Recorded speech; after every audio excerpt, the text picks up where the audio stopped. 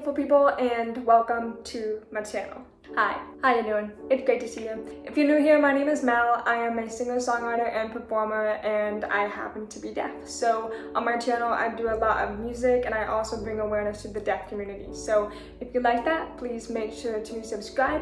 Hit that bell so you're notified of whenever I post a video. Make sure to give this video a thumbs up because it helps out my channel a lot.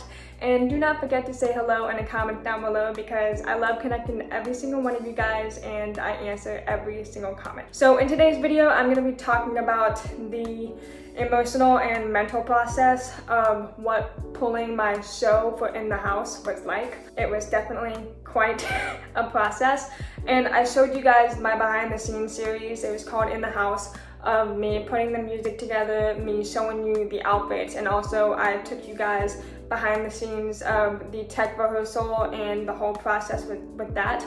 And I really wanted to sit down with you guys and tell you how my mental state was, you know, about pulling this show together, because it was not easy whatsoever. Now, this is not me complaining at all. This is just me being real and honest and saying, hey, like, it wasn't all like rainbows and like happy dances the whole time. It was hard, it was stressful, but I learned a lot and I'm grateful for the experience. So the first thing is that I had to pull this thing together by myself. So like artists that are big in their career, like Demi Lovato and Beyonce and Pink and all those artists that have, you know, their albums released and they have a bunch of supporters and people listening to their music, they have a full-on team. They have management, they have people that promote their shows, they have people that get the dancers, they have people that get the choreographers, they have people that get the things that they need so that the artist can focus on the music and the performance aspect of things so that they can be performance ready, so that they can do a good job. I didn't have that, and I still don't have that. I don't have a manager. I didn't have anybody to help me get the interpreters. I didn't have anybody help me do the business with the venue. I didn't have anybody helping me get dancers for the show. I didn't have anybody helping me just putting everything together. And so I had to do that all by myself, but I did it. It was hard, and I definitely had a couple of mental breakdowns here and there, I'm not gonna lie, but at the end of the day, I just kind of pulled myself together and I was like, okay, this show must go on. Let's keep going. The second thing is that it was difficult getting an interpreter. Why? I don't know, but it was very difficult, and it really shouldn't have been difficult to get an interpreter. So I had two types of interpreters going on, and I'll discuss the second one later on in the video. But my first interpreter that I needed for the venue was someone that could interpret while I was talking, so that just in case I had a deaf audience there, they could interpret what I was saying to the audience, just because I wanted this thing to be as accessible as I can possibly make it, because I know what it feels like to go into a Broadway show or into a movie theater and there's no closed captioning, or like in the Broadway show there's no ASL interpreter. So I know what it feels like to go into a place that has no accessibility, and I know what it feels like to be left out. So I wanted to make sure that everybody that came to this felt included and they felt like they had everything that they needed in order to have the accessibility to enjoy this show. But this venue would not provide an interpreter. The ADA does say that if you're hiring a deaf performer, then you should be providing an interpreter for that performer. But then there is that loophole where if the small business is just not able to pay for the interpreter, then technically they don't have to provide an interpreter. And so that night I ended up breaking the mold and kind of educating them on the whole need for accessibility and importance of it and why we need it. And I think I broke the mold for that, because I think that they will soon be starting to provide interpreters at least once a month. I don't know for sure yet, I will let you guys know, but I'm hoping to dear God that they'll be providing interpreters, because it would be amazing. But yeah, it was difficult to get an interpreter for the show, and it really shouldn't have been. Now, it was difficult to find interpreters for the videos. So if you guys saw my behind the scenes series, then you will know that I had interpreters and like videotaping themselves for me to put on the screen in the venue, because I really wanted this, again, to be as accessible as possible for the audience that was gonna be there. And I just also wanted to use this opportunity to bring awareness to the deaf community because that is so important to me. And it was really, really difficult to find interpreters that were, one, comfortable with music and performance interpreting, comfortable with being on camera, and comfortable with showing their face to the world. I know a ton of interpreters, but I could only maybe find like 4 or 5 that were willing to do videos. And God bless them because they worked their butts off and they pulled it together and they just did amazing. Thank you guys. If you guys are watching, I love you guys. Video editing and the technical difficulties. Now, if you saw my tech rehearsal, then you saw that we definitely had some technical difficulties. The screen wasn't working, so I had to, literally the day of the show, like just an hour before the doors were supposed to open, I had to edit the picture to where it would look good on the screen, because before, when I had the original picture, my head looked like it was cut off and it just didn't look good, so we had technical difficulties and stuff. And also with the video that I got from my interpreters, I had to video edit those all by myself, and that was really, really difficult because me not being able to hear that well, it was hard trying to make sure that the video editing and the song lined up together so that while I was singing, it all was going smoothly and one wasn't lagging or the song wasn't lagging. So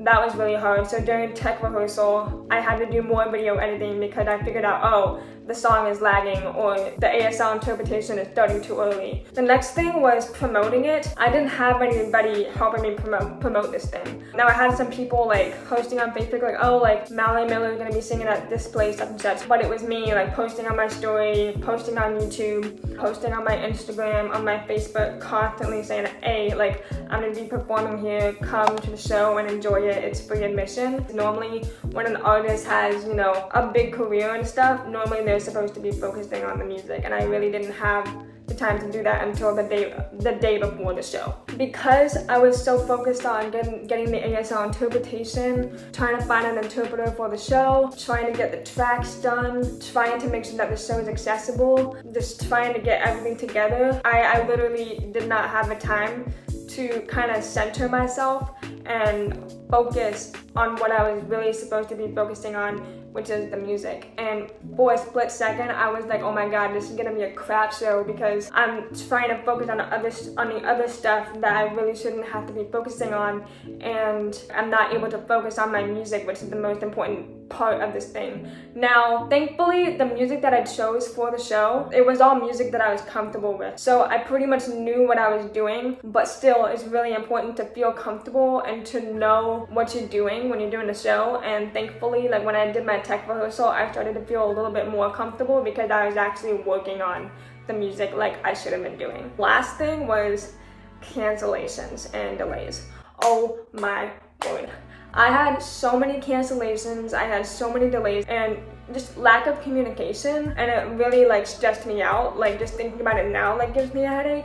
This is where I had the most mental breakdowns, and I'm not gonna lie, I had a couple here and there, and I just had to pull myself together and just keep going, because when you're a performer, the show must go on, with or without the frills. Next time, I just have to know that when I'm planning something like this, that not everything is gonna go super smooth, and that's definitely what I learned from this whole thing. Here's the thing, while there were a lot of bumps and while there were a lot of ups and downs and tears and sweat and blood and all that, there were a lot of great things that came together from this. So the first pro is I pulled this thing together by myself. Like, I pulled this thing together by myself. Like, I pulled the video editing together, I pulled the interpreters together, I got my guitarist by myself, I, got the music ready and stuff, I had the tech rehearsal, I made sure to post this thing on YouTube to make sure that there's a behind the scenes series, I made sure to promote it. I did this thing all by myself, and so when I was on the stage singing, I was like, oh my god, I did it. I did it. And I had people telling me that, oh, you can't do this is too much for you can't do this. Here's the thing, I'm deaf. I've had people tell me that I can't do something all my life, so when someone tells me, oh, you can't do this, I just say, watch me, because I'm gonna do it, somehow. Mental breakdown or not, it's gonna happen, I'm gonna do it. I got more experience, learning the business side of things, learned about the money side of things, and the promoting, and how much it all takes to put something like this together. And so not a lot of people can say that they had the experience to do this. Not a lot of people can say that they pulled their own concert together, because that's basically what I did. I basically pulled together a concert because I had 36 songs. That's basically a concert. But I got more experience and I'm really proud of that. I opened doors to more opportunities. I was able to talk to more people about getting more gigs. I was able to open doors for me in the future to perform at other places and to perform at other venues and to get my name out there more as an artist. And so that's really awesome and such a blessing, and I'm really proud to say that this opened doors for me in the future, because the director that I'm working with for a show right now, he basically said, you get work from work. Like you meet people that you work with and they know you for doing this, and so when someone else needs something for such and such, then they're like, hey, yo, I know someone that can do this, because they saw you work hard, they saw you do it well, they see that you're reliable and independent and can work hard and pull it all together. And so it opened doors to more opportunities, and I'm really grateful for that. I brought more awareness to the deaf community. I talked about the lack of accessibility. It's 2021, it's nearly 2022, and accessibility is still very much overlooked, which is really sad. But I was able to break the mold for this venue and really educate them about accessibility and how important it is, because I know what it feels like to go into a movie theater or into a Broadway show or at a school, and I know what it feels like to not have accessibility and to feel excluded and not really know what's going on and not know what's happening just because there's no interpreter, there's no closed captioning, there's no accessibility there. And so I was really able to break the mold for that and bring more awareness to that. I got to do what I love. Not a lot of people can say that they get to do that. I'm really grateful that I had this opportunity, because not a lot of opportunities like this come by in my lifetime like that. So I'm really grateful that the owner of the venue saw me and was like, hey, she's got it, she's badass, she's awesome, she works hard, she's talented, she deserves to have a night to showcase her abilities and her talents and showcase her story and bring awareness to something that she is super passionate about. So, just being able to sing with the audience and talk to people and relate to the audience and meet people and just bring together people with this thing called music. Like, it is such a universal thing, and it brings people together, whether you're in church worshiping, whether you're songwriting, or whether you're just in a car and you're just crying about heartbreak or whatever. It brings people together, and I was able to do that with this thing, and so I'm really grateful for that. And then the 7th pro is that I got to help people. I got to bring awareness to the deaf community. I got to help people through a certain time in their life. Maybe a song that I sung was able to tug on their heartstrings and let them know that they're not alone in a certain situation that they're dealing with. I was able to share my stories of the hard times that I've had in my life, and I was able to share that with those people that were in the venue and help them through a hard time that they were going through in their life. And I know, because I had a girl talk to me the next day and say, you know what, your story about how you related to the song that you sung, it really stuck with me, because I know what that feels like. I know what it feels like to be in that much pain. I know what it feels like to have to go through that. And I just want to thank you for sharing that, because that just tells me that I'm not alone, and you're not alone in this either. And so I was able to help her, and she was able to help me, get through this time, because we were both going through the same thing.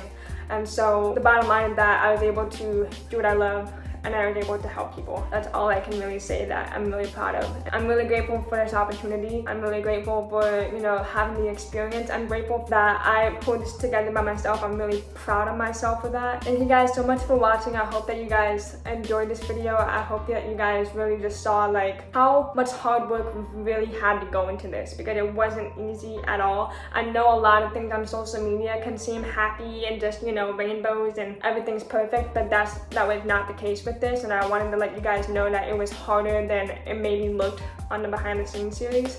I'm just grateful for this whole thing, and I'm grateful for you guys watching my videos. I'm grateful that we're at 200 subscribers now. Thank you guys for watching my videos and coming on this journey with me and supporting me. I'm sending love and hugs to every single one of you. So thank you guys so much. I love you all. Please make sure to follow me on Instagram, Facebook, and TikTok. I will have those linked down below somewhere in the description box, and make sure to subscribe so that we can get to that 1,000 subscribers, because that is my big goal right now. Make sure to comment down below and say hello, because I love connecting to every single one of you and I answer every single comment. And stay safe out there. Love you guys.